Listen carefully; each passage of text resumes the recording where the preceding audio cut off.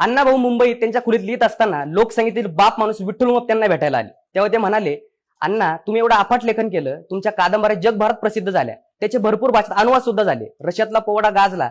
मग त्याचे आलेले बँकेतले पैसे काढून एखादा बंगला बांधा, आजूबाजूला हिरवीगार झाडं असतील, बाग बगीचे असेल, सगळं कसं हिरवागार असेल, बाहेर फिरायला मोटर गाडी घ्या, म्हणजे तुम्हाला लिहायला सुद्धा बरं वाटेल. तेव्हा अण्णाभाऊ म्हणाले, विठ्ठला माझा सगळा लेखनाचा पसारा वाटेगावात, मुंबईत, महाराष्ट्रभर पसरलाय. आता बंगला बांधून काय फायदा?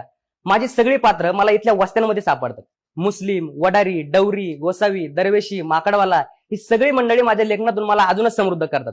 आणि हीच लोक माझ्या लेखनाचा आत्मा आहे. आता हीच खोली बंगला समज. रशियाला जाऊन मराठी भाषेचा डंका अण्णाभाऊंनी वाजवला. रशियाला जाणारे राज कपूर नंतर अण्णाभाऊ हे केवळ दुसरे भारतीय होते. प्रवासवरानंतर थेट रशियाची भ्रमंती करून आणतात. केवळ 49 वर्षाचं आयुष्य, 1.5 दिवस शाळा शिकलेला वाटेगावातला पोरगा सांगली ते मुंबई पायी प्रवास करून ऐकलेले, पाहिलेले, अनुभवलेले चित्र, प्रसंग शब्दात बांधून असामान्य प्रतिभेच्या जोरावर जागतिक पातळीवर महाराष्ट्राचं, भारताचं प्रतिनिधित्व करतो. म्हणजे अण्णाभाऊ किती मोठे व्यक्ती होते याची प्रचिती येते.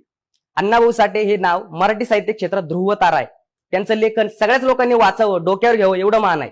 मराठी भाषेवर, महाराष्ट्राच्या मातीवर नितांत प्रेम असलेला अस्सल साहित्यकार दुसरा होणे नाही. वारण्याचा वाघ, वारण्याच्या खोऱ्यात, चित्रा, माकडीचा माळ, रत्ना, रूपा, तारा, वैर अशा 37 कादंबऱ्या, कथासंग्रह, लोकनाट्य, लावण्या, छक्कड इतका मोठा भक्कम लेखन प्रपंच अण्णाभाऊ